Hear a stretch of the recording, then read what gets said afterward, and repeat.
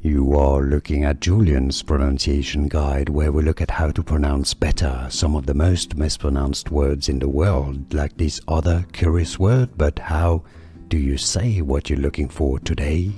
Buongiorno a tutti. Hello everybody. Let's learn how to pronounce this name from Italian cuisine. Breadsticks, essentially. That's Italian for breadsticks. If you want to learn more names from Italian cuisine, stay tuned. We've got them all at the end of the video. Grissini.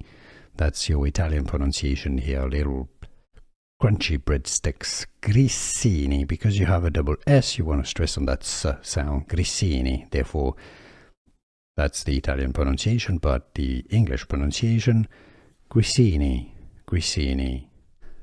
Here are more videos on how to pronounce more confusing words and names too many mispronounced. Like this video if you found it useful. I appreciate your support. I'll see you soon and thanks for watching.